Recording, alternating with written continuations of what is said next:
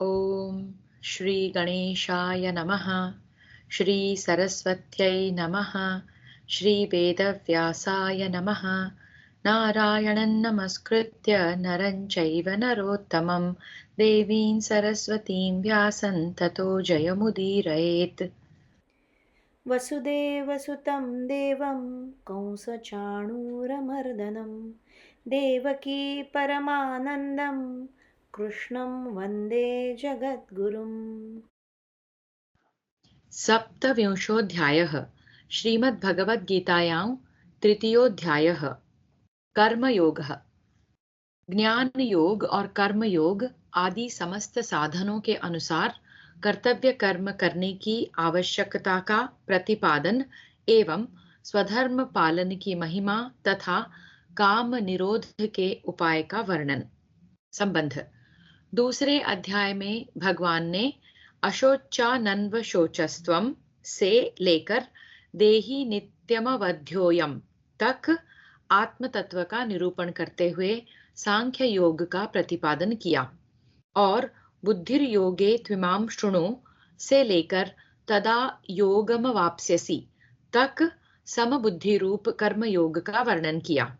इसके पश्चात 54वें श्लोक से अध्याय की समाप्ति पर्यंत अर्जुन के पूछने पर भगवान ने समबुद्धि रूप कर्म योग के द्वारा परमेश्वर को प्राप्त हुए स्थित प्रज्ञ सिद्ध पुरुष के लक्षण, आचरण और महत्व का प्रतिपादन किया।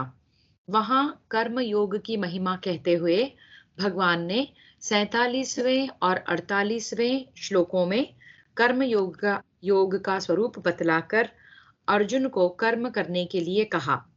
49वें समबुद्धि रूप कर्म योग की अपेक्षा सकाम कर्म का स्थान बहुत ही नीचा बतलाया। 50वें में समबुद्धि युक्त पुरुष की प्रशंसा करके अर्जुन को कर्म योग में लगने के लिए कहा। 51वें में समबुद्धि युक्त ज्ञानी पुरुष को अनामय पद की प्राप्ति बतलाई। इस प्रसंग को सुनकर अर्जुन उसका यथार्थ अभिप्राय निश्चित नहीं कर सके। बुद्धि शब्द का अर्थ ज्ञान मान लेने से उन्हें भ्रम हो गया। भगवान के वचनों में कर्म की अपेक्षा ज्ञान की प्रशंसा प्रतीत होने लगी एवं वे वचन उनको स्पष्ट न दिखाई देकर मिले हुए से जान पड़ने लगे। अतएव भगवान से उनका स्पष्टीकरण करवाने की और अपने लिए निश्चित श्रेय साधन जानने की इच्छा से अर्जुन पूछते हैं। अथ तृतीयोऽध्यायः। अर्जुन उवाच ध्यायसि चेत् कर्मणस्ते मता बुद्धिर्जनार्दन तत्किं कर्मणि घोरे मां नियोजयसि केशव। अर्जुन बोले, हे जनार्दन, यदि आपको कर्म की अपेक्षा ज्ञान श्रेष्ठ मान्य है तो फिर हे केशव मुझे भयंकर कर्म में क्यों लगाते हैं?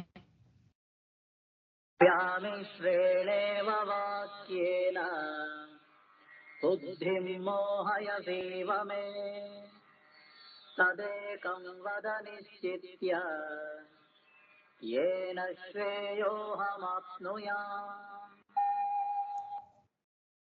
आप मिले हुए से वचनों से मेरी बुद्धि को मानो मोहित कर रहे हैं, इसलिए उस एक बात को निश्चित करके कहिए जिसमें मैं कल्याण को प्राप्त हो जाऊं। संबंध। इस प्रकार अर्जुन के पूछने पर भगवान उनका निश्चित कर्तव्य भक्ति प्रधान कर्म योग बतलाने के उद्देश्य से पहले उनके प्रश्न का उत्तर देते हुए यह दिखलाते हैं कि मेरे वचन व्यामिश्र अर्थात मिले हुए नहीं हैं, वरन सर्वथा स्पष्ट और अलग अलग हैं। भगवान के वचनों का तात्पर्य न समझने के कारण अर्जुन को भी भगवान के वचन मिले हुए से प्रतीत होते हैं।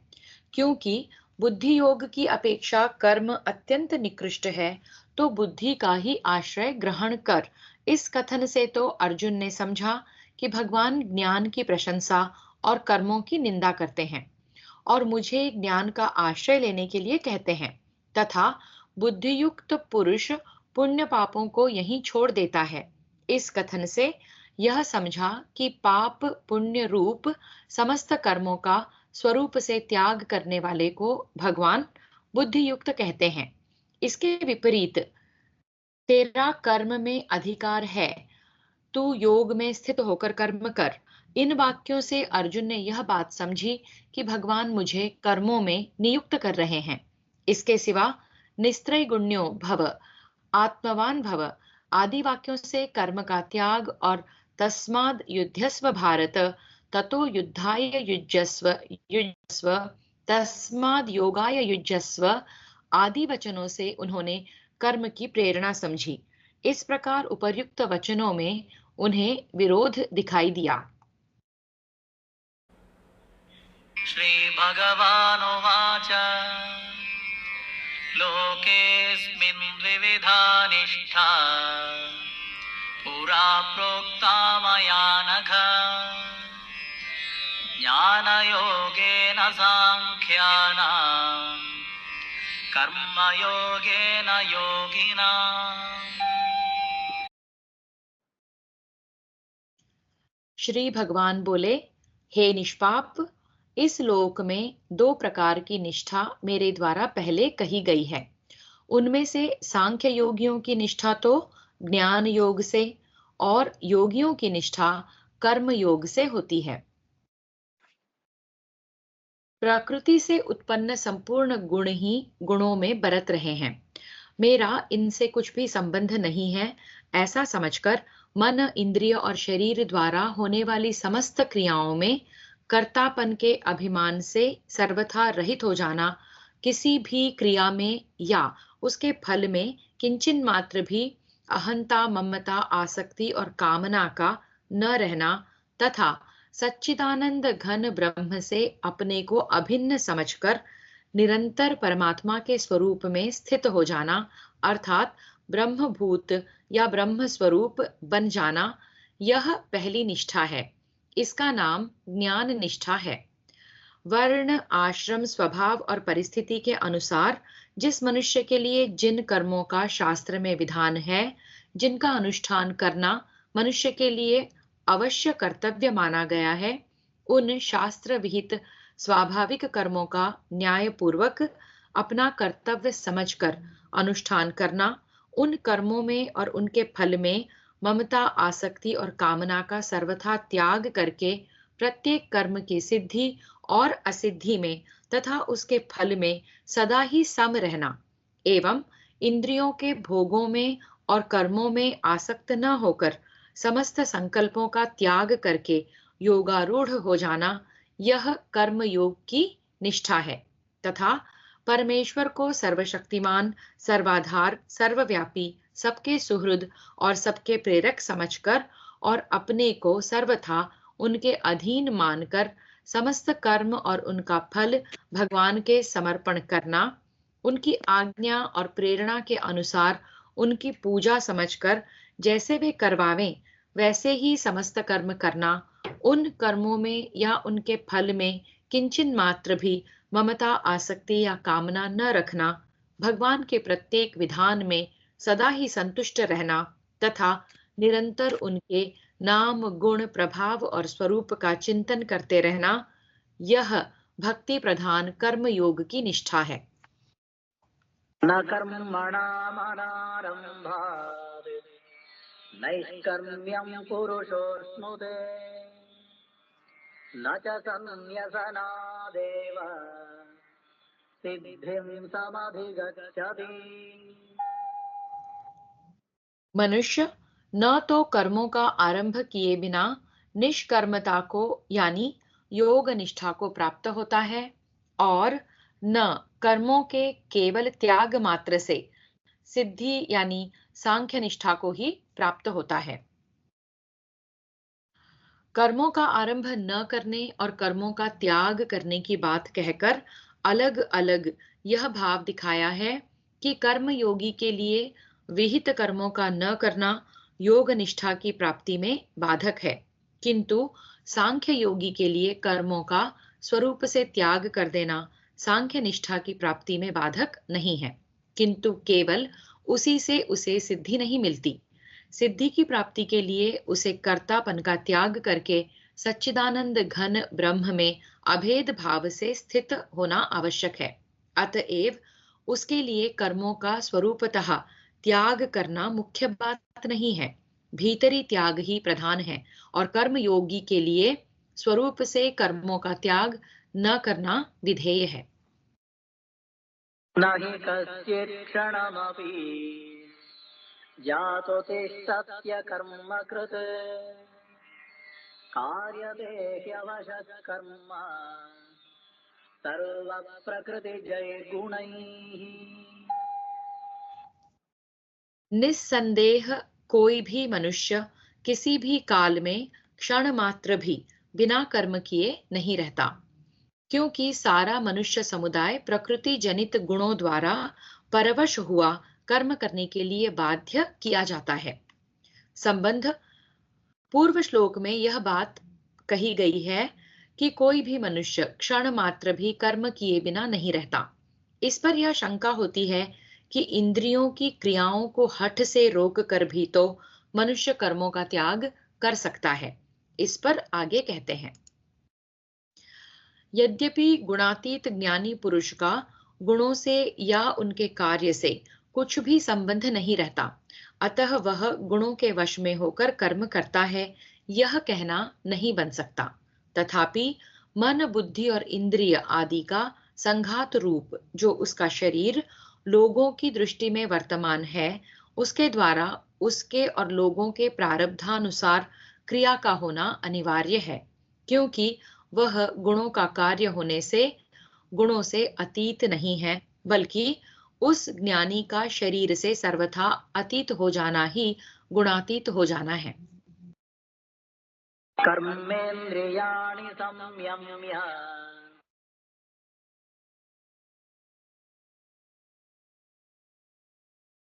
अर्थान् विमूढात्मा मिथ्याचारः स उच्यते।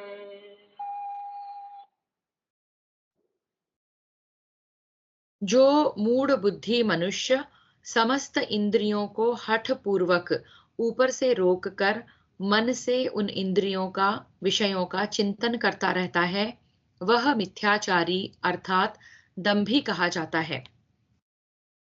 यहाँ कर्मेंद्रियाणि पद का पारिभाषिक अर्थ नहीं है, इसलिए जिनके द्वारा मनुष्य बाहर की क्रिया करता है अर्थात शब्दादि विषयों का ग्रहण करता है, उन श्रोत्र, त्वचा, चक्षु, रसना और घ्राण तथा वाणी, हाथ, पैर, उपस्थ और गुदा इन 10 इंद्रियों का वाचक है।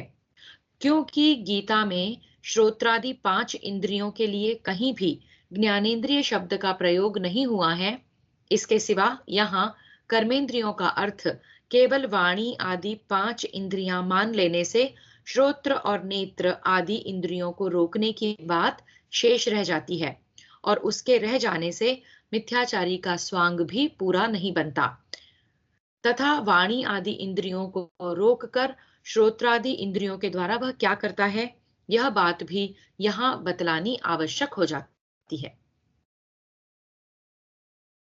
यस्मिन्द्रियाणि मनसा नियम्यारभते अर्जुन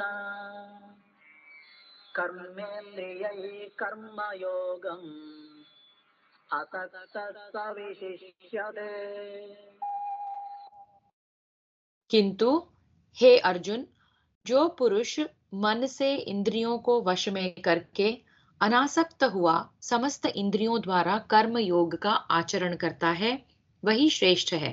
संबंध अर्जुन ने जो यह पूछा था कि आप मुझे घोर कर्म में क्यों लगाते हैं, उसके उत्तर में ऊपर से कर्मों का त्याग करने वाले मिथ्याचारी की निंदा और कर्म योगी की प्रशंसा करके अब उन्हें कर्म करने के लिए आज्ञा देते हैं।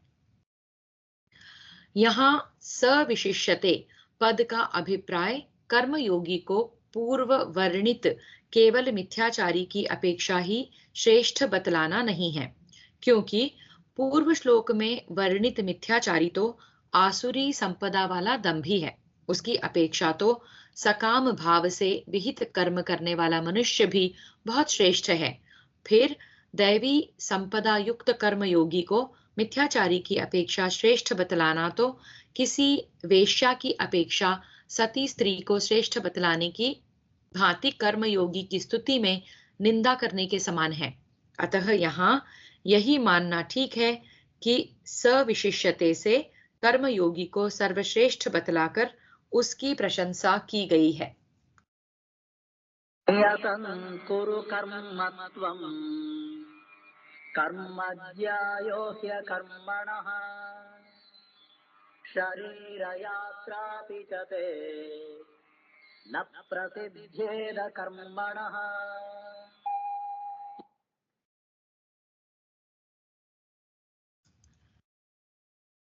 तू शास्त्र विहित कर्तव्य कर्म कर, क्योंकि कर्म न करने की अपेक्षा कर्म करना श्रेष्ठ है, तथा कर्म न करने से तेरा शरीर निर्वाह भी नहीं सिद्ध होगा। संबंध। यहाँ यह जिज्ञासा होती है कि शास्त्र विहित यज्ञ, दान और तप आदि शुभ कर्म भी तो बंधन के हेतु माने गए हैं, फिर कर्म न करने की अपेक्षा कर्म करना श्रेष्ठ कैसे है? इस पर आगे कहते हैं। इस कथन से भगवान ने अर्जुन के उस भ्रम का निराकरण किया है जिसके कारण उन्होंने यह समझ लिया था कि भगवान के मत में कर्म करने की अपेक्षा उनका न करना श्रेष्ठ है। अभिप्राय यह है कि कर्तव्य कर्म करने से मनुष्य का अंतःकरण शुद्ध होता है तथा कर्तव्य कर्मों का त्याग करने से वह पाप का भागी होता है एवं निद्रा, आलस्य और प्रमाद में फंसकर अधोगति को प्राप्त होता है। अतः कर्म न करने की अपेक्षा कर्म करना सर्वश्रेष्ठ है। यज्ञार्थात् कर्मणोऽन्यत्र लोकोऽयं कर्म बन्धनः तदर्थं कर्म कौन्तेय मुक्तसंगः समाचर। यज्ञ के निमित्त किए जाने वाले कर्मों से अतिरिक्त दूसरे कर्मों में लगा हुआ ही यह मनुष्य समुदाय कर्मों से बंधता है। इसलिए हे अर्जुन, तू आसक्ति से रहित होकर उस यज्ञ के निमित्त ही भली भांति कर्तव्य कर्म कर। संबंध। पूर्व श्लोक में भगवान ने यह बात कही कि यज्ञ के निमित्त कर्म करने वाला मनुष्य कर्मों से नहीं बंधता। इसलिए यहाँ यह जिज्ञासा होती है कि यज्ञ किसको कहते हैं, उसे क्यों करना चाहिए और उसके लिए कर्म करने वाला मनुष्य कैसे नहीं बंधता। अतएव इन बातों को समझाने के लिए भगवान ब्रह्मा जी के वचनों का प्रमाण देकर कहते हैं। सह यज्ञाः प्रजा दृष्ट्वा पुरोवाच प्रजापतिः अनेन प्रसविष्यध्वम् केशवोऽस्विष्टकामधुक्। प्रजापति ब्रह्मा ने कल्प के आदि में यज्ञ सहित प्रजाओं को रचकर उनसे कहा कि तुम लोग इस यज्ञ के द्वारा वृद्धि को प्राप्त हो और यह यज्ञ तुम लोगों को इच्छित भोग प्रदान करने वाला हो। समस्त मनुष्यों के लिए वर्ण, आश्रम, स्वभाव और परिस्थिति के भेद से भिन्न भिन्न यज्ञ, दान, तप, प्राणायाम, इंद्रिय संयम, अध्ययन, अध्यापन, प्रजापालन, युद्ध, कृषि, वाणिज्य और सेवा आदि कर्तव्य कर्मों से सिद्ध होने वाला जो स्वधर्म है उसका नाम यज्ञ है।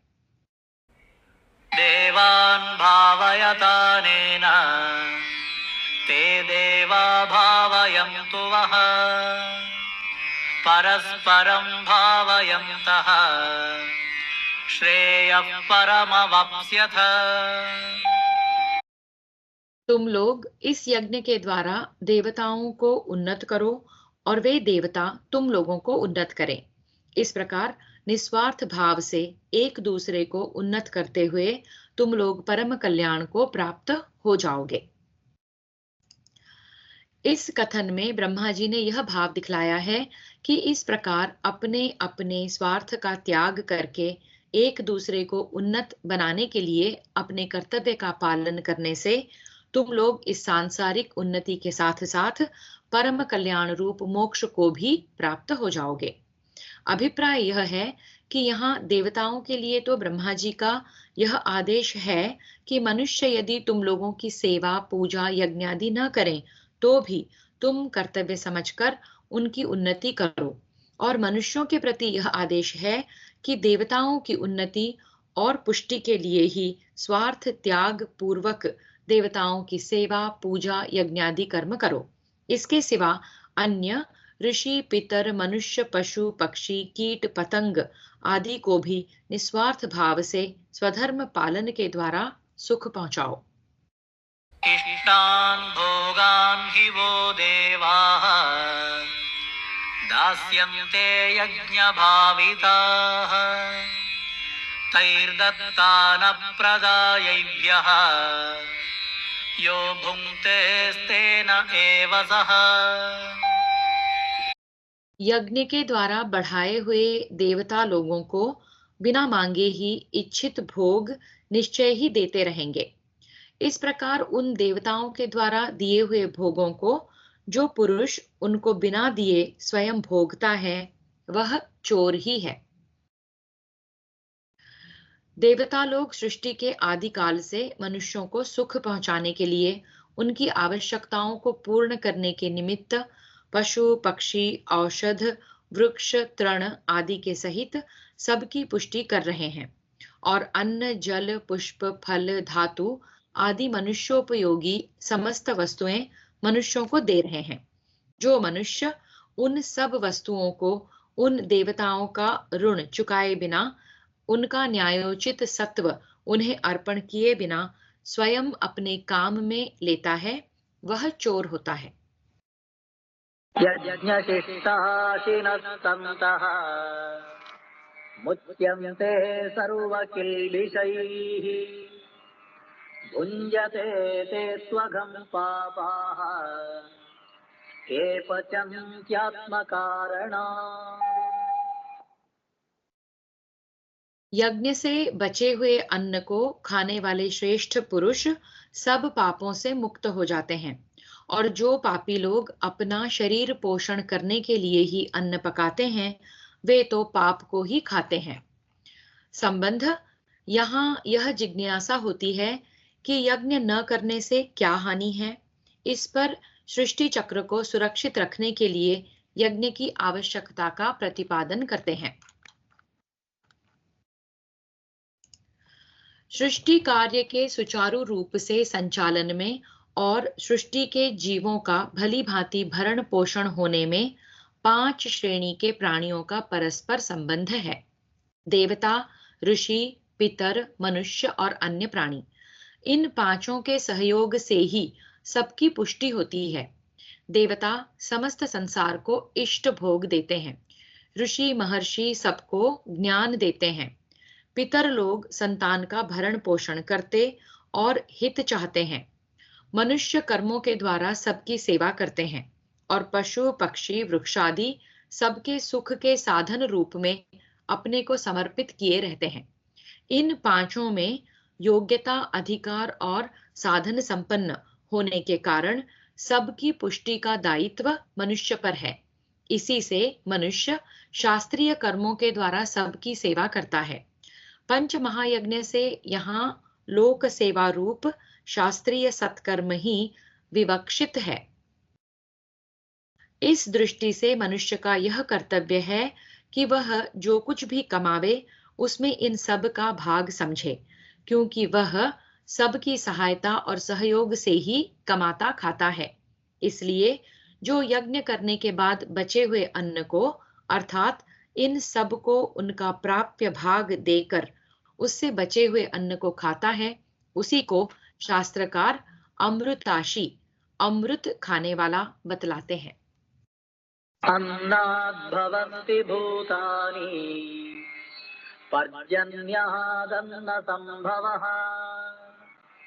यज्ञाद् भवति पर्जन्यः यज्ञः कर्म समुद्भवः। कर्म ब्रह्मोद्भवं विद्धि ब्रह्माक्षर समुद्भवम् तस्मात् सर्वगतं ब्रह्म नित्यं यज्ञे प्रतिष्ठितम्। संपूर्ण प्राणी अन्न से उत्पन्न होते हैं। अन्न की उत्पत्ति वृष्टि से होती है, वृष्टि यज्ञ से होती है और यज्ञ विहित कर्मों से उत्पन्न होने वाला है।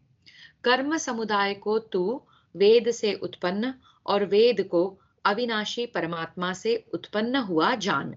इससे सिद्ध होता है कि सर्वव्यापी परम अक्षर परमात्मा सदा ही यज्ञ में प्रतिष्ठित है।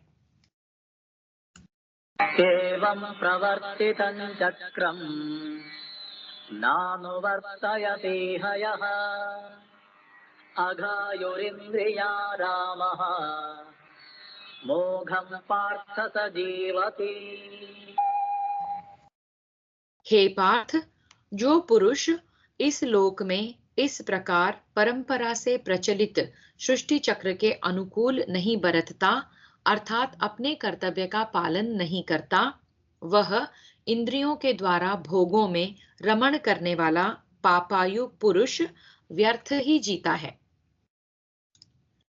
मनुष्य के द्वारा की जाने वाली शास्त्र विहित क्रियाओं से यज्ञ होता है। यज्ञ से वृष्टि होती है, वृष्टि से अन्न होता है, अन्न से प्राणी उत्पन्न होते हैं, पुनः उन प्राणियों के ही अंतर्गत मनुष्य के द्वारा किए हुए कर्मों से यज्ञ और यज्ञ से वृष्टि होती है। इस तरह यह सृष्टि परंपरा सदा से चक्र की भांति चली आ रही है। यस्वात्मरतिरेव स्याद् आत्मतृप्तश्च मानवः आत्मन्येव च सन्तुष्टः तस्य कार्यं न विद्यते। परंतु जो मनुष्य आत्मा में ही रमण करने वाला और आत्मा में ही तृप्त तथा आत्मा में ही संतुष्ट हो, उसके लिए कोई कर्तव्य नहीं है। उपर्युक्त विशेषणों से युक्त महापुरुष परमात्मा को प्राप्त है, अतएव उसके समस्त कर्तव्य समाप्त हो चुके हैं।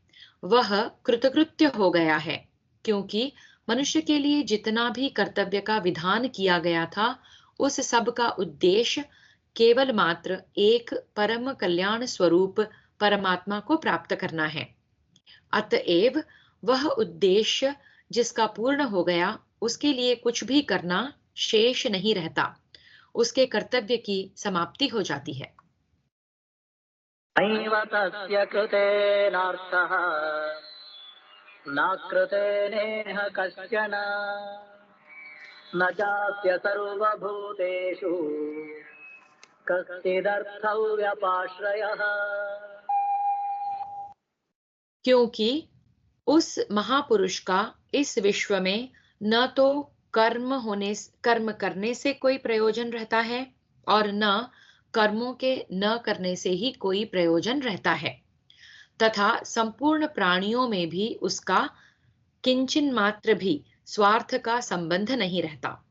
संबंध यहाँ तक भगवान ने बहुत से हेतु बतलाकर यह बात सिद्ध की कि जब तक मनुष्य को परम श्रेय रूप परमात्मा की प्राप्ति न हो जाए, तब तक उसके लिए स्वधर्म का पालन करना, अर्थात अपने वर्णाश्रम के अनुसार विहित कर्मों का अनुष्ठान निस्वार्थ भाव से करना अवश्य कर्तव्य है। और परमात्मा को प्राप्त हुए पुरुष के लिए किसी प्रकार का कर्तव्य न रहने पर भी उसके मन इंद्रियों द्वारा लोक संग्रह के लिए प्रारब्धानुसार कर्म होते हैं।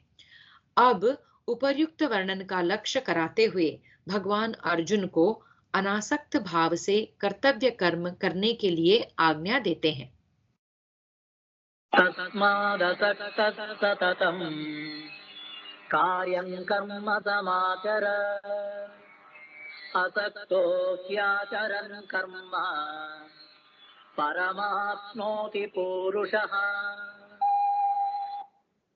इसलिए तू निरंतर आसक्ति से रहित होकर सदा कर्तव्य कर्म को भली भांति करता रहे, क्योंकि आसक्ति से रहित होकर कर्म करता हुआ मनुष्य परमात्मा को प्राप्त हो जाता है। कर्मणैव हि संसिद्धिम् आस्थितः जनकादयः लोकसङ्ग्रहमेवापि सम्पश्यन् कर्तुमर्हति। जनक आदि ज्ञानी जन भी आसक्ति रहित कर्म द्वारा ही परम सिद्धि को प्राप्त हुए थे। इसलिए तथा लोक संग्रह को देखते हुए भी तू कर्म करने को ही योग्य है, अर्थात तुझे कर्म करना ही उचित है। संबंध पूर्व श्लोक में भगवान ने अर्जुन को लोक संग्रह की ओर देखते हुए कर्मों का करना उचित बतलाया। इस पर यह जिज्ञासा होती है कि कर्म करने से किस प्रकार लोक संग्रह होता है। अतः यही बात समझाने के लिए आगे कहते हैं। राजा जनक की भांति ममता, आसक्ति और कामना का त्याग करके केवल परमात्मा की प्राप्ति के लिए ही कर्म करने वाले अश्वपति, इक्ष्वाकु, प्रहलाद, अम्बरीश आदि जितने भी महापुरुष हो चुके हैं, वे सब प्रधान महापुरुष आसक्ति रहित कर्मों के द्वारा ही परम सिद्धि को प्राप्त हुए थे। तथा और भी आज तक बहुत से महापुरुष ममता, आसक्ति और कामना का त्याग करके कर्म योग द्वारा परमात्मा को प्राप्त कर चुके हैं। यह कोई नई बात नहीं है। अतः यह परमात्मा की प्राप्ति का स्वतंत्र और निश्चित मार्ग है, इसमें किसी प्रकार का संदेह नहीं है। इसके अतिरिक्त कर्मों द्वारा जिनका अंतःकरण शुद्ध हो जाता है, उसे परमात्मा की कृपा से तत्वज्ञान अपने आप मिल जाता है तथा कर्म योग युक्त मुनि तत्काल ही परमात्मा को प्राप्त हो जाता है। इस कथन से भी इसकी अनादिता सिद्ध होती है। समस्त प्राणियों के भरण पोषण और रक्षण का दायित्व मनुष्य पर है। अतः अपने वर्ण, आश्रम, स्वभाव और परिस्थिति के अनुसार कर्तव्य कर्मों का भली भांति आचरण करके जो दूसरे लोगों को अपने आदर्श के द्वारा दुर्गुण दुराचार से हटाकर स्वधर्म में लगाए रखना है, यही लोक संग्रह है। अतः कल्याण चाहने वाले मनुष्य को परम श्रेय रूप परमेश्वर की प्राप्ति के लिए तो आसक्ति से रहित होकर कर्म करना उचित है ही। इसके सिवा लोक संग्रह के लिए भी मनुष्यों को कर्म करते रहना उचित है। उसका त्याग करना किसी प्रकार भी उचित नहीं है।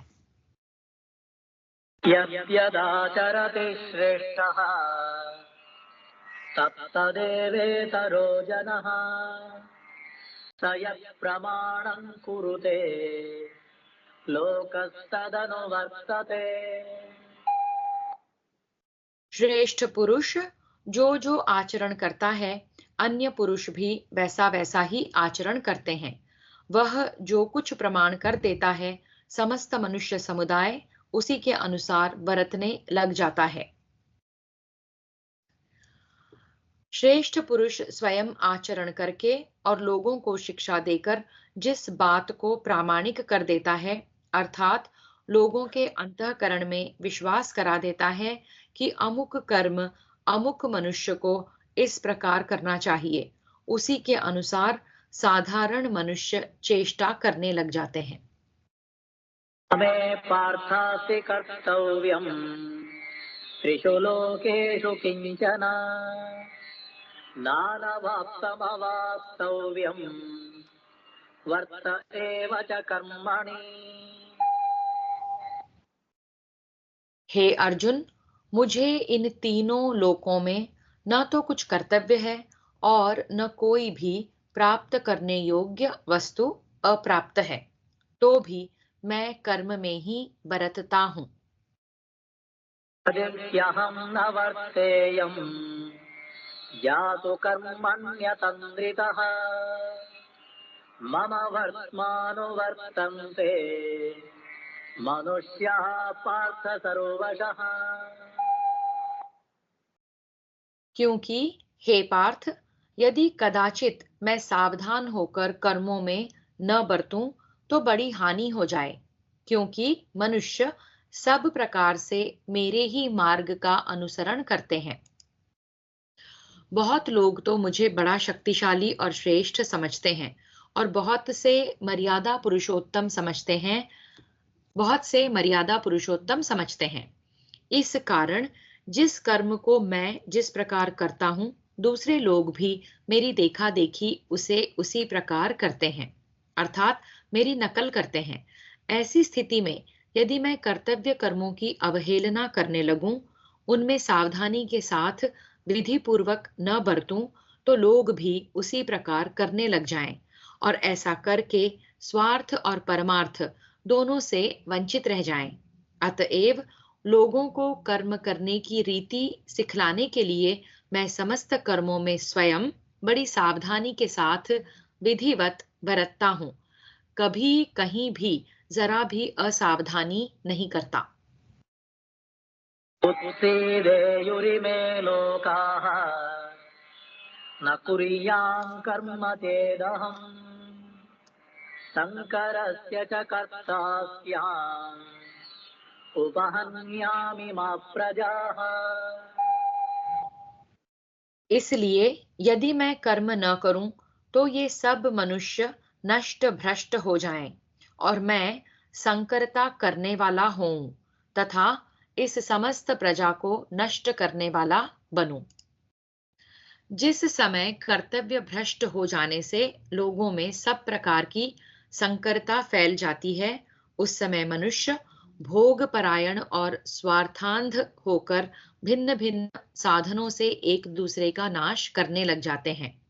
अपने अत्यंत क्षुद्र और क्षणिक सुखोपभोग के लिए दूसरों का नाश कर डालने में जरा भी नहीं हिचकते। इस प्रकार अत्याचार बढ़ जाने पर उसी के साथ साथ नई नई दैवी विपत्तियां भी आने लगती हैं, जिनके कारण सभी प्राणियों के लिए आवश्यक खान पान और जीवन धारण की सुविधाएं प्रायः नष्ट हो जाती हैं।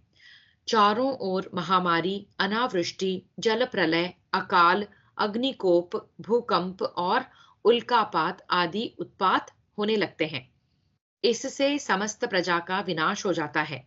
अतः भगवान ने मैं समस्त प्रजा को नष्ट करने वाला बनूं इस वाक्य से यह भाव दिखलाया है कि यदि मैं शास्त्र विहित कर्तव्य कर्मों का त्याग कर दूं, तो मुझे उपर्युक्त प्रकार से लोगों को उच्छृंखल बनाकर समस्त प्रजा का नाश करने में निमित्त बनना पड़े। तथा कर्मण्य विद्वांसः यथा कुर्वन्ति भारत कुर्यात् विद्वांस तथा सक्तः चिकीर्षुर्लोक संग्रहम्। इसलिए हे भारत, कर्म में आसक्त हुए अज्ञानी जन जिस प्रकार कर्म करते हैं, आसक्ति रहित विद्वान भी लोक संग्रह करना चाहता हुआ उसी प्रकार कर्म करे। स्वाभाविक स्नेह, आसक्ति और भविष्य में उससे सुख मिलने की आशा होने के कारण माता अपने पुत्र का जिस प्रकार सच्ची हार्दिक लगन और उत्साह और तत्परता के साथ लालन पालन करती है, उस प्रकार दूसरा कोई नहीं कर सकता। इसी तरह जिस मनुष्य की कर्मों में और उनसे प्राप्त होने वाले भोगों में स्वाभाविक आसक्ति होती है और उनका विधान करने वाले शास्त्रों में जिसका विश्वास होता है, वह जिस प्रकार सच्ची लगन से श्रद्धा और विधि पूर्वक शास्त्र विहित कर्मों को सांगोपांग करता है, उस प्रकार जिनकी शास्त्रों में श्रद्धा और शास्त्र विहित कर्मों में प्रवृत्ति नहीं है, वे मनुष्य नहीं कर सकते। अतएव यहाँ यथा और तथा का प्रयोग करके भगवान यह भाव दिखलाते हैं कि अहंता, ममता, आसक्ति और कामना का सर्वथा अभाव होने पर भी ज्ञानी महात्माओं को केवल लोक संग्रह के लिए कर्मासक्त मनुष्यों की भांति ही शास्त्र विहित कर्मों का विधि पूर्वक सांगोपांग अनुष्ठान करना चाहिए। बुद्धिभेदं जनयेत् अज्ञानां कर्म संगिनां योषयेत् सर्वकर्माणि विद्वान् युक्तः समाचरन्। परमात्मा के स्वरूप में अटल स्थित हुए ज्ञानी पुरुष को चाहिए कि वह शास्त्र विहित कर्मों में आसक्ति वाले अज्ञानियों की बुद्धि में भ्रम अर्थात कर्मों में अश्रद्धा उत्पन्न न करें, किंतु स्वयं शास्त्र विहित समस्त कर्म भली भांति करता हुआ उनसे भी वैसे ही करवावे। मनुष्यों को निष्काम कर्म का और तत्व ज्ञान का उपदेश देते समय ज्ञानी को इस बात का पूरा ख्याल रखना चाहिए कि उसके किसी आचार व्यवहार और उपदेश से उनके अंतःकरण में कर्तव्य कर्मों के या शास्त्रादि के प्रति किसी प्रकार की अश्रद्धा या संशय उत्पन्न न हो जाए, क्योंकि ऐसा हो जाने से वे जो कुछ शास्त्र विहित कर्मों का श्रद्धा पूर्वक सकाम भाव से अनुष्ठान कर रहे हैं उसका भी ज्ञान के या निष्काम भाव के नाम पर परित्याग कर देंगे। इस कारण उन्नति के बदले उनका वर्तमान स्थिति से भी पतन हो जाएगा। अतएव भगवान के कहने का यहाँ यह भाव नहीं है कि अज्ञानियों को तत्व ज्ञान का उपदेश नहीं देना चाहिए या निष्काम भाव का तत्व नहीं समझाना चाहिए। उनका तो यहाँ यही कहना है कि अज्ञानियों के मन में न तो ऐसा भाव उत्पन्न होने देना चाहिए कि तत्वज्ञानी की प्राप्ति के लिए या तत्वज्ञान की प्राप्ति के लिए या तत्वज्ञान प्राप्त होने के बाद कर्म अनावश्यक है।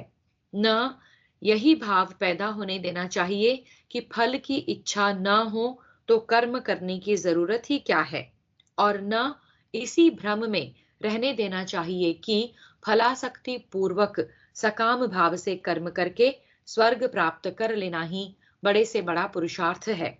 इससे बढ़कर मनुष्य का और कोई कर्तव्य ही नहीं है, बल्कि अपने आचरण तथा उपदेशों द्वारा उनके अंतःकरण से आसक्ति और कामना के भावों को हटाते हुए उनको पूर्ववत श्रद्धा पूर्वक कर्म करने में लगाए रखना चाहिए। कृते क्रियमाणानि गुणैः कर्माणि सर्वशः अहंकार विमूढात्मा कर्ताहमिति मन्यते।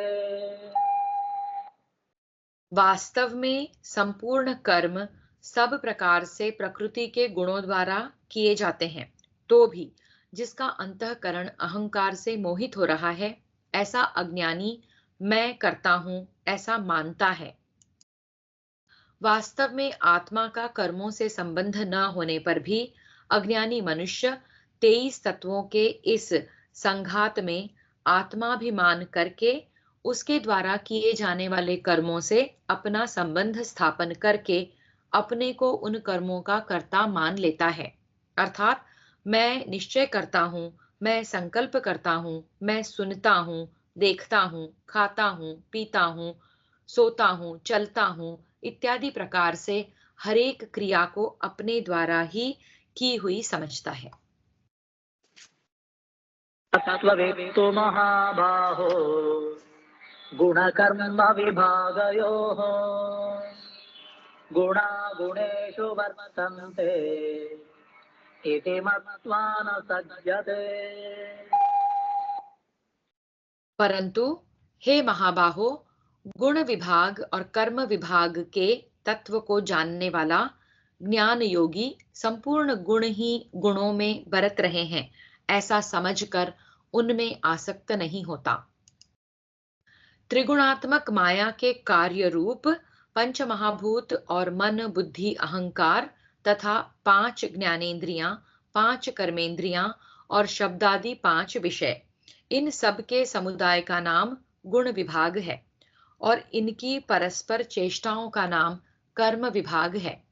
इन गुण विभाग और कर्म विभाग से आत्मा को पृथक अर्थात निर्लेप जानना ही इनका तत्व जानना है।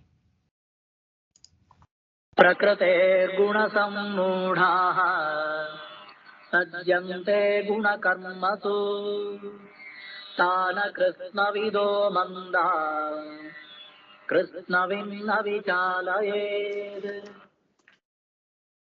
प्रकृति के गुणों से अत्यंत मोहित हुए मनुष्य गुणों में और कर्मों में आसक्त रहते हैं। उन पूर्णतया न समझने वाले मंद बुद्धि अज्ञानियों को पूर्णतया जानने वाला ज्ञानी विचलित न करे। संबंध: अर्जुन की प्रार्थना के अनुसार भगवान ने उसे एक निश्चित कल्याणकारक साधन बतलाने के उद्देश्य से चौथे श्लोक से लेकर यहाँ तक यह बात सिद्ध की कि मनुष्य किसी भी स्थिति में क्यों न हो, उसे अपने वर्ण, आश्रम, स्वभाव और परिस्थिति के अनुरूप विहित कर्म करते ही रहना चाहिए। इस बात को सिद्ध करने के लिए पूर्व श्लोकों में भगवान ने क्रमशः निम्नलिखित बातें कही हैं। कर्म किए बिना नैष्कर्म्य सिद्धि रूप कर्मनिष्ठा नहीं मिलती। कर्मों का त्याग कर देने मात्र से ज्ञान निष्ठा सिद्ध नहीं होती। एक क्षण के लिए भी मनुष्य सर्वथा कर्म किए बिना नहीं रह सकता। बाहर से कर्मों का त्याग करके मन से विषयों का चिंतन करते रहना मिथ्याचार है। मन इंद्रियों को वश में करके निष्काम भाव से कर्म करने वाला श्रेष्ठ है। कर्म न करने की अपेक्षा कर्म करना श्रेष्ठ है। बिना कर्म किए शरीर निर्वाह भी नहीं हो सकता। यज्ञ के लिए किए जाने वाले कर्म बंधन करने वाले नहीं, बल्कि मुक्ति के कारण हैं। कर्म करने के लिए प्रजापति की आज्ञा है और निस्वार्थ भाव से उसका पालन करने से श्रेय की प्राप्ति होती है। कर्तव्य का पालन किए बिना भोगों का उपभोग करने वाला चोर है। कर्तव्य का पालन करके यज्ञ शेष से शरीर निर्वाह के लिए भोजन आदि करने वाला सब पापों से छूट जाता है। जो यज्ञादि न करके केवल शरीर पालन के लिए भोजन पकाता है, वह पापी है। कर्तव्य कर्म के त्याग द्वारा सृष्टि चक्र में बाधा पहुंचाने वाले मनुष्य का जीवन व्यर्थ और पापमय है। अनासक्त भाव से कर्म करने से परमात्मा की प्राप्ति होती है।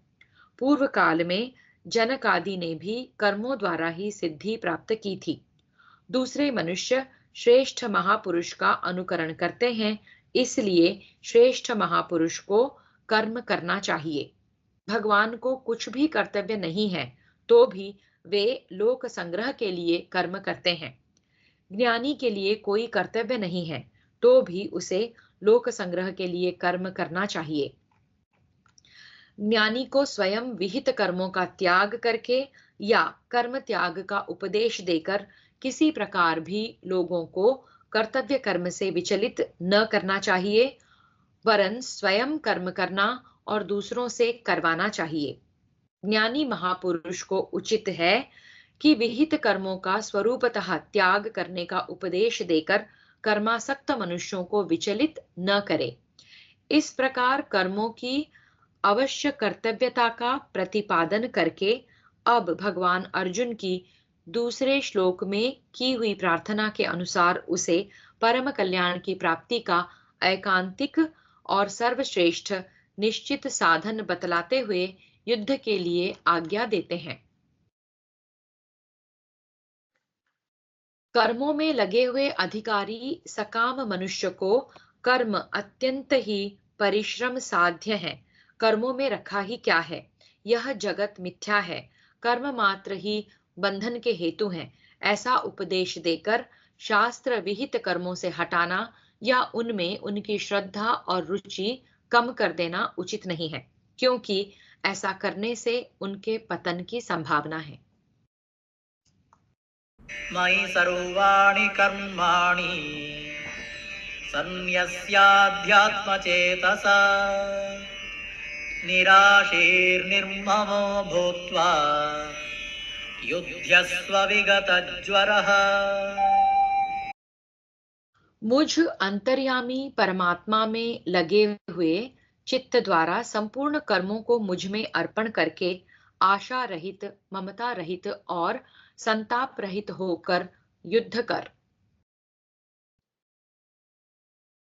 सर्वांतर्यामी परमेश्वर के गुण, प्रभाव और स्वरूप को समझकर उन पर विश्वास करने वाले और निरंतर सर्वत्र उनका चिंतन करते रहने वाले चित्त के द्वारा जो भगवान को सर्वशक्तिमान, सर्वाधार, सर्वव्यापी, सर्वज्ञ, सर्वेश्वर तथा परम प्राप्य, परम गति, परम हितैषी, परम प्रिय, परम सुहृद और परम दयालु समझकर अपने अंतःकरण और इंद्रियों सहित शरीर को उनके द्वारा किए जाने वाले कर्मों को और जगत के समस्त पदार्थों को भगवान के जानकर उन सब में ममता और आसक्ति का सर्वथा त्याग कर देना तथा मुझ में कुछ भी करने की शक्ति नहीं है, भगवान ही सब प्रकार की शक्ति प्रदान करके मेरे द्वारा अपने इच्छानुसार यथा योग्य समस्त कर्म करवा रहे हैं, मैं तो केवल निमित्त मात्र हूँ।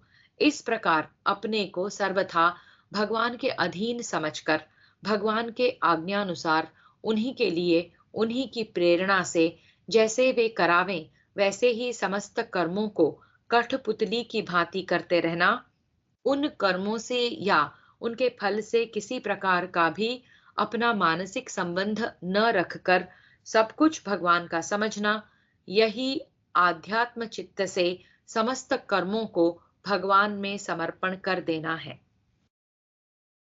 ये मे मतमिदं नित्यम् अनुतिष्ठन्ति मानवाः श्रद्धावन्तो न सूयन्तः मुच्यन्ते तेऽपि कर्मभिः।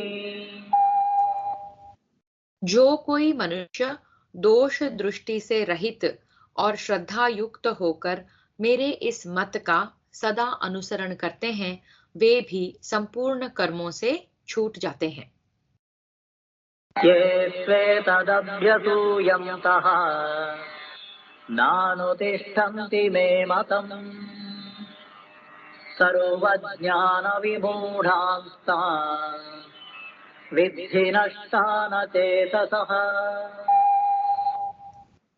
परंतु जो मनुष्य मुझ में दोषारोपण करते हुए मेरे इस मत के अनुसार नहीं चलते हैं, उन मूर्खों को तो संपूर्ण ज्ञानों में मोहित और नष्ट हुए ही समझ। संबंध पूर्व श्लोक में यह बात कही गई कि भगवान के मत के अनुसार न चलने वाला नष्ट हो जाता है।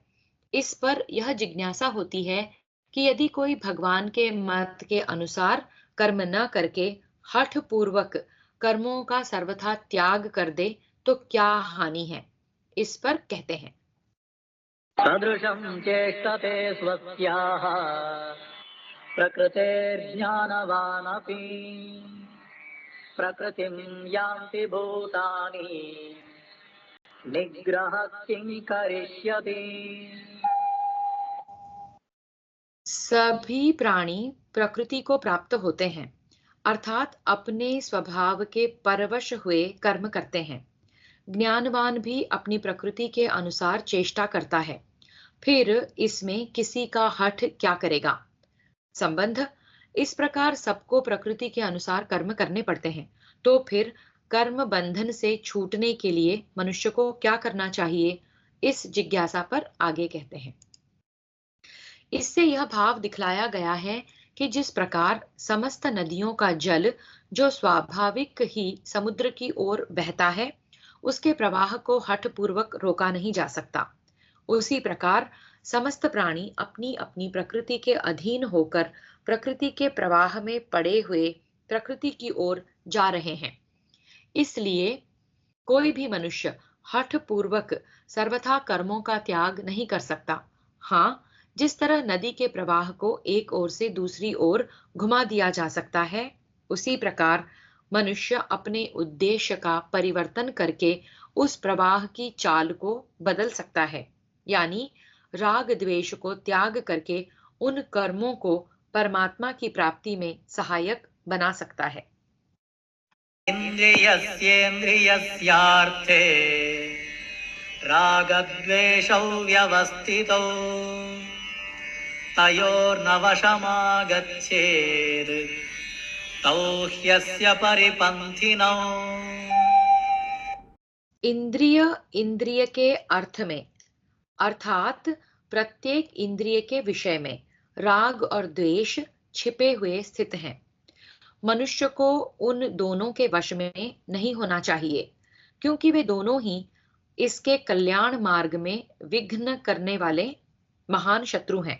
संबंध, यहाँ अर्जुन के मन में यह बात आ सकती है कि मैं यह युद्ध रूप घोर कर्म न करके यदि भिक्षावृत्ति से अपना निर्वाह करता हुआ शांतिमय कर्मों में लगा रहूं तो सहज ही राग द्वेष से छूट सकता हूं। फिर आप मुझे युद्ध करने के लिए आज्ञा क्यों दे रहे हैं?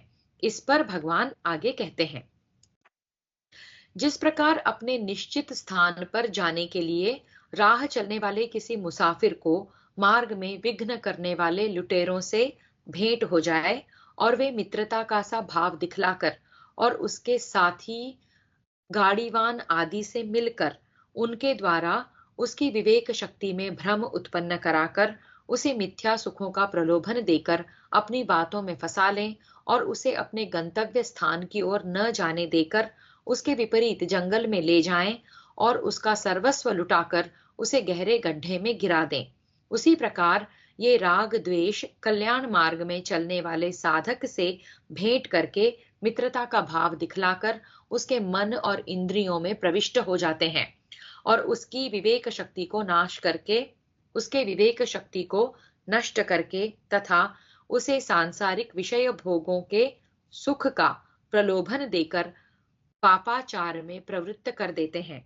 इससे उसका साधन क्रम नष्ट हो जाता है और पापों के फल स्वरूप उसे घोर नरकों में पड़कर भयानक दुखों का उपभोग करना होता है।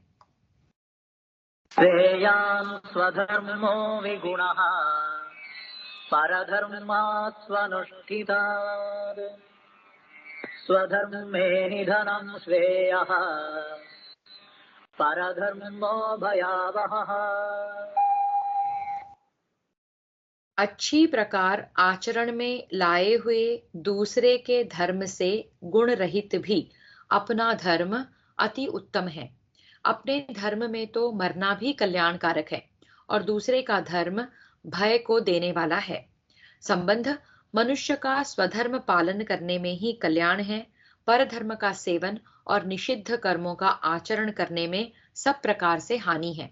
इस बात को भली भांति समझ लेने के बाद भी मनुष्य अपने इच्छा, विचार और धर्म के विरुद्ध पापाचार में किस कारण प्रवृत्त हो जाता है, इस बात को जानने की इच्छा से अर्जुन आगे पूछते हैं।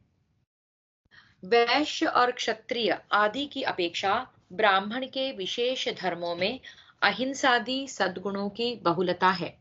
गृहस्थ की अपेक्षा संन्यास आश्रम के धर्मों में सद्गुणों की बहुलता है। इसी प्रकार शूद्र की अपेक्षा वैश्य और क्षत्रिय के कर्म अधिक गुणयुक्त हैं। अतः यह भाव समझना चाहिए कि जो कर्म गुणयुक्त हों और जिनका अनुष्ठान भी पूर्णतया किया गया हो, किंतु वे अनुष्ठान करने वाले के लिए विहित न हो, दूसरों के लिए ही विहित हो, वैसे परधर्म की अपेक्षा गुण रहित स्वधर्म ही अति उत्तम है। जैसे देखने में कुरूप और गुणहीन होने पर भी अपने पति का सेवन करना ही स्त्री के लिए कल्याणप्रद है, उसी प्रकार देखने में सद्गुणों से हीन होने पर तथा अनुष्ठान में अंग वैगुण्य हो जाने पर भी जिसके लिए जो कर्म विहित है वही उसके कल्याणप्रद है। फिर जो स्वधर्म सर्वगुण संपन्न है और जिसका सांगोपांग पालन किया जाता है, उसके विषय में तो कहना ही क्या। किसी प्रकार की आपत्ति आने पर मनुष्य अपने धर्म से न डिगे, उसके कारण उसका मरण हो जाए तो वह मरण भी उसके लिए कल्याण करने वाला हो जाता है। अर्जुन उवाच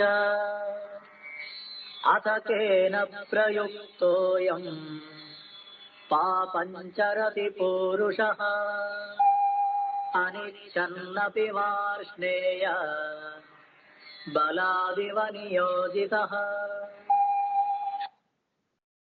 अर्जुन बोले, हे कृष्ण, तो फिर यह मनुष्य स्वयं न चाहता हुआ भी बलात् लगाए हुए की भांति किससे प्रेरित होकर पाप का आचरण करता है। श्रीभगवानुवाच काम एष क्रोध एषः रजोगुणसमुद्भवः महाशनो महापाप्मा विद्येनमिह वैरिणम्। श्री भगवान बोले, रजोगुण से उत्पन्न हुआ यह काम ही क्रोध है। यह बहुत खाने वाला अर्थात भोगों से कभी न अघाने वाला और बड़ा पापी है। इसको ही तू इस विषय में बैरी जान। संबंध, यहाँ जिज्ञासा होती है कि यह काम मनुष्य को किस प्रकार पापों में प्रवृत्त करता है। अतः 3 श्लोकों द्वारा इसका समाधान करते हैं आगे। मनुष्य को बिना इच्छा पापों में नियुक्त करने वाला न तो प्रारब्ध है और न ईश्वर ही है। काम ही इस मनुष्य को नाना प्रकार के भोगों में आसक्त करके उसे बलात् पापों में प्रवृत्त करता है। इसलिए यह महान पापी है। धूमेनाव्रियते वह्निः यथादर्शो मलेन च यथोल्बेनावृतो गर्भः तथा तेनेदमावृतम्। जिस प्रकार धुएं से अग्नि और मैल से दर्पण ढका जाता है तथा जिस प्रकार जेर से गर्भ ढका रहता है, वैसे ही उस काम के द्वारा यह ज्ञान ढका रहता है। इस कथन से यह दिखलाया गया है कि यह काम ही मल, विक्षेप और आवरण, इन तीनों दोषों के रूप में परिणत होकर मनुष्य के ज्ञान को आच्छादित किए रहता है। यहाँ धुएं के स्थान में विक्षेप को समझना चाहिए। जिस प्रकार धुआं चंचल होते हुए भी अग्नि को ढक लेता है, उसी प्रकार विक्षेप चंचल होते हुए भी ज्ञान को ढके रहता है, क्योंकि बिना एकाग्रता के अंतःकरण में ज्ञान शक्ति प्रकाशित नहीं हो सकती, वह दबी रहती है। मैल के स्थान में मल दोष को समझना चाहिए। जैसे दर्पण पर मैल जम जाने से उसमें प्रतिबिंब नहीं पड़ता, उसी प्रकार पापों के द्वारा अंतःकरण के अत्यंत मलिन हो जाने पर उसमें वस्तु या कर्तव्य का यथार्थ स्वरूप प्रतिभासित नहीं होता। इस कारण मनुष्य उसका यथार्थ विवेचन नहीं कर सकता एवं जेर के स्थान में आवरण को समझना चाहिए। जैसे जेर से गर्भ सर्वथा आच्छादित रहता है, का कोई अंश भी दिखलाई नहीं देता, वैसे ही आवरण से ज्ञान सर्वथा ढका रहता है। जिसका अंतःकरण अज्ञान से मोहित रहता है, वह मनुष्य निद्रा और आलस्यादि के सुख में फंसकर किसी प्रकार का विचार करने में प्रवृत्त ही नहीं होता। आवृतं ज्ञानमेतेन ज्ञानिनो नित्यवैरिणा कामरूपेण कौन्तेय दुष्पूरेणानलेन च। और हे अर्जुन, इस अग्नि के समान कभी न पूर्ण होने वाले काम रूप ज्ञानियों के नित्य वैरी के द्वारा मनुष्य का ज्ञान ढका हुआ है। यहाँ ज्ञानी शब्द यथार्थ ज्ञान की प्राप्ति के लिए साधन करने वाले विवेकशील साधकों का वाचक है। यह काम रूप शत्रु उन साधकों के अंतःकरण में विवेक, वैराग्य और निष्काम भाव को स्थिर नहीं होने देता, उनके साधन में बाधा उपस्थित करता रहता है। इस कारण इसको ज्ञानियों का नित्य वैरी बतलाया गया है। इन्द्रियाणि मनो बुद्धिः अस्याधिष्ठानमुच्यते एतैर्विमोहयत्येषः ज्ञानमावृत्य देहिनम्। इंद्रियां, मन और बुद्धि, ये सब इसके वास स्थान कहे जाते हैं। यह काम इन मन, बुद्धि और इंद्रियों द्वारा ही ज्ञान को आच्छादित करके जीवात्मा को मोहित करता है। यह काम मनुष्य के मन, बुद्धि और इंद्रियों में प्रविष्ट होकर उसकी विवेक शक्ति को नष्ट कर देता है और भोगों में सुख दिखलाकर उसे पापों में प्रवृत्त कर देता है। जिससे मनुष्य का अधः पतन हो जाता है। इसलिए शीघ्र ही सचेत हो जाना चाहिए। तस्मात् त्वमिन्द्रियाण्यादौ नियम्य भरतर्षभ पाप्मानं प्रजहिह्येनं ज्ञानविज्ञाननाशनम्। इसलिए हे अर्जुन, तू पहले इंद्रियों को वश में करके इस ज्ञान और विज्ञान का नाश करने वाले महान पापी कामों को अवश्य ही बलपूर्वक मार डाल। संबंध पूर्व श्लोक में इंद्रियों को वश में करके काम रूप शत्रु को मारने के लिए कहा गया। इस पर यह शंका होती है कि जब इंद्रिय मन और बुद्धि पर काम का अधिकार है और उनके द्वारा काम ने जीवात्मा को मोहित कर रखा है, तब ऐसी स्थिति में वह इंद्रियों को वश में करके काम को कैसे मार सकता है। इस पे आगे कहते हैं, भगवान के निर्गुण निराकार तत्व के प्रभाव, महात्म्य और रहस्य से युक्त यथार्थ ज्ञान को ज्ञान तथा सगुण निराकार और दिव्य साकार तत्व के लीला रहस्य गुण महत्व और प्रभाव से युक्त यथार्थ ज्ञान को विज्ञान कहते हैं।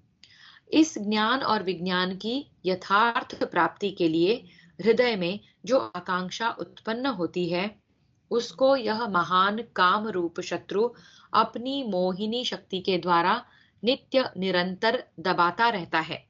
अर्थात उस आकांक्षा की जागृति से उत्पन्न ज्ञान विज्ञान के संबंध साधनों में बाधा पहुंचाता रहता है। अर्थात उस आकांक्षा की जागृति से उत्पन्न ज्ञान विज्ञान के साधनों में बाधा पहुंचाता रहता है। इसी कारण ये प्रकट नहीं हो पाते। इसलिए काम को उनका नाश करने वाला बतलाया गया है। इन्द्रियाणि पराण्याहुः इन्द्रियेभ्यः परं मनः मनसस्तु परा बुद्धिः यो बुद्धेः परतस्तु सः। इंद्रियों को स्थूल शरीर से पर यानी श्रेष्ठ, बलवान और सूक्ष्म कहते हैं। इन इंद्रियों से पर मन है, मन से भी पर बुद्धि है और बुद्धि से भी अत्यंत पर है, वह आत्मा है। आत्मा सबका आधार, कारण, प्रकाशक और प्रेरक तथा सूक्ष्म, व्यापक, श्रेष्ठ, बलवान और नित्य चेतन होने के कारण उसे अत्यंत पर कहा गया है। एवं बुद्धेः परं बुद्ध्वा संस्तभ्यात्मानमात्मना जहि शत्रुं महाबाहो कामरूपं दुरासदम्। इस प्रकार बुद्धि से पर अर्थात सूक्ष्म, बलवान और अत्यंत श्रेष्ठ आत्मा को जानकर और बुद्धि के द्वारा मन को वश में करके, हे महाबाहो, तू इस काम रूप दुर्जय शत्रु को मार डाल। शरीर, इंद्रिय, मन, बुद्धि और जीव इन सभी का वाचक आत्मा है। उनमें से सर्वप्रथम इंद्रियों को वश में करने के लिए 41वें श्लोक में कहा जा चुका है। शरीर इंद्रियों के अंतर्गत आ ही गया, जीवात्मा स्वयं वश में करने वाला है। अब बचे मन और बुद्धि। बुद्धि को मन से बलवान कहा है, अतः उसके द्वारा मन को वश में किया जा सकता है। इसीलिए आत्मानम का अर्थ मन और आत्मना का अर्थ बुद्धि किया गया है। भगवान ने गीता के 6ठे अध्याय में मन को वश में करने के लिए अभ्यास और वैराग्य, ये 2 उपाय बतलाए हैं। प्रत्येक इंद्रिय के विषय में मनुष्य का स्वाभाविक राग द्वेष रहता है। विषयों के साथ इंद्रियों का संबंध होते समय जब जब राग द्वेष का अवसर आवे, तब तब बड़ी सावधानी के साथ बुद्धि से विचार करते हुए राग द्वेष के वश में न होने की चेष्टा रखने से शनै शनै राग द्वेष कम होते चले जाते हैं। यहाँ बुद्धि से विचार कर इंद्रियों के भोगों में दुख और दोषों का बार बार दर्शन कराकर मन की उनमें अरुचि उत्पन्न करना वैराग्य है और व्यवहार काल में स्वार्थ के त्याग की और ध्यान के समय मन को परमेश्वर के चिंतन में लगाने की चेष्टा रखना और मन को भोगों की प्रवृत्ति से हटाकर परमेश्वर के चिंतन में बार बार नियुक्त करना अभ्यास है। अवश्य ही आत्मा में अनंत बल है, वह काम को मार सकता है। वस्तुतः उसी के बल को पाकर सब बलवान और क्रियाशील होते हैं, परंतु वह अपने महान बल को भूल रहा है और जैसे प्रबल शक्तिशाली सम्राट अज्ञानवश अपने बल को भूलकर अपनी अपेक्षा सर्वथा बलहीन क्षुद्र नौकर चाकरों के अधीन होकर उन्हीं की हाँ मिला देता है, वैसे ही आत्मा भी अपने को बुद्धि मन और इंद्रियों के अधीन मानकर उनके काम प्रेरित उच्च श्रृंखलता पूर्ण मन माने कार्यों में मूक अनुमति दे रहा है। इसी से उन बुद्धि मन और इंद्रियों के अंदर छिपा हुआ काम जीवात्मा को विषयों का प्रलोभन देकर उसे संसार में फंसाता रहता है। अतएव यह आवश्यक है कि आत्मा अपने स्वरूप को और अपनी शक्ति को पहचान कर बुद्धि मन और इंद्रियों को वश में करे। अंत में इनको वश में कर लेने पर काम सहज ही मर सकता है। काम को मारने का वस्तुतः अक्रिय आत्मा के लिए यही तरीका है, इसलिए बुद्धि के द्वारा मन को वश में करके काम को मारना चाहिए। ओम तत्सदिति श्रीमद्भगवद्गीतासु उपनिषत्सु ब्रह्म विद्यायां योगशास्त्रे श्रीकृष्णार्जुन संवादे कर्मयोगो नाम तृतीयोऽध्यायः। इति श्री महाभारते भीष्म पर्वणि श्रीमद्भगवद्गीता पर्वणि श्रीमद्भगवद्गीतासूपनिषत्सु ब्रह्म विद्यायां योगशास्त्रे श्रीकृष्णार्जुन संवादे कर्मयोगो नाम तृतीयोऽध्यायः। भीष्म पर्वणि तु सप्तविंशोऽध्यायः। इस प्रकार श्री महाभारत भीष्म पर्व के श्रीमद् भगवद गीता पर्व के अंतर्गत ब्रह्म विद्या एवं योग शास्त्र रूप श्रीमद् भगवद गीतोपनिषद श्री कृष्णार्जुन संवाद में कर्म योग नामक तीसरा अध्याय पूरा हुआ। भीष्म पर्व में 27वां अध्याय पूरा हुआ। हरि ओम। श्री कृष्णार्पणमस्तु।